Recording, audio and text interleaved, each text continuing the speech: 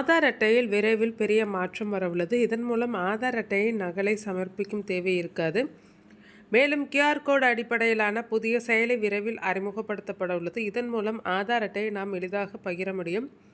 பொதுமக்கள் ஆதார் மையங்களுக்கு சென்று தங்கள் தகவல்களை அப்டேட் செய்வதை குறைக்கும் வகையில் ஆதார் அமைப்பு புதிய நடைமுறையை கொண்டு வர உள்ளது. வரும் நவம்பர் மாதத்திற்குள் இந்த புதிய நடைமுறையை அறிமுகப்படுத்த திட்டமிட்டுள்ளது. பயோமெட்ரிக் பதிவுகள் தவிர முகவரி மற்றும் பிற தகவல்களை புதுப்பிக்கும் முறை எளிமையாக்கப்பட உள்ளது. பிறப்புச் சான்றிதழ்கள், மெட்ரிகுலேஷன் பதிவுகள், ஓட்டுநர் உரிமங்கள், பாஸ்போர்ட்டுகள், பான் கார்டுகள், பிடிஎஸ் மற்றும் எம்என்இஆர்இஜிஏ அமைப்புகள் போன்ற பல்வேறு அதிகாரப்பூர்வ தரவுகள் இருக்கும் தளங்களுடன் ஆதார் தளம் ஒருங்கிணைக்கப்பட உள்ளது.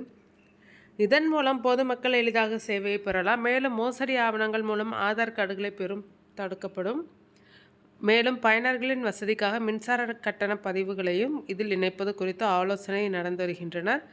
இது குறித்து ஆதார் தலைமை நிர்வாக அதிகாரி புவனேஷ்குமார் கூறுகையில், நாங்கள் புதிய செயலி ஒன்றை உருவாக்கி வருகிறோம். இதன் மூலம் விரைவில் கைரேகை மற்றும் கருவிழி பதிவு தவிர மற்ற எல்லாவற்றையும் வீட்டிலிருந்தபடியே செய்ய முடியும் என்று அவர் கூறினார். இந்த செயலி மூலமாகவே பயனர்கள் முகவரிகள், தொலைபேசி எண்கள், பெயர்கள் மற்றும் தவறான பிறந்த தேதி திருத்தங்கள் உள்ளிட்ட தனிப்பட்ட விவரங்களை அப்டேட் செய்ய முடியும்.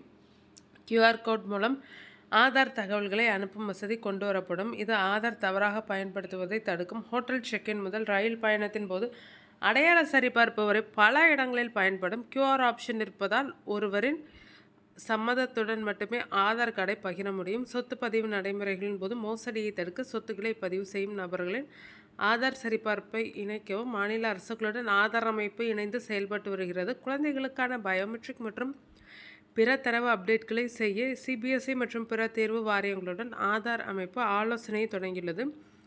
5 முதல் 7 வயதுக்குள்ளும் 15 முதல் 17 வயதுக்குள்ளும் இந்த அப்டேட்களை முடிக்க திட்டமிடப்பட்டுள்ளது. முதல் அப்டேட்டில் 5 முதல் 7 வயது குழந்தைகள் 8 கோடி குழந்தைகளுக்கும், இரண்டாவது அப்டேட்டில் 15 முதல் 17 வயது குழந்தைகள் 10 கோடி குழந்தைகளுக்கும் பயோமெட்ரிக் டேட்டா நிலுவையில் உள்ளனர். இந்த அப்டேட்களை விரைந்து முடிக்க நடவடிக்கை எடுக்கப்பட உள்ளது. பாதுகாப்பு முகமைகள் மற்றும் ஹோட்டல் போன்ற பல்வேறு அமைப்புகளுடன் யுஐடிஏஐ இணைந்து செயல்பட்டு வருகிறது. இதன் மூலம் ஆதார் பயன்பாடு கட்டாயமில்லாத இடங்களில் கூட அதன் சேவைகளை விரிவுபடுத்த முடியும்.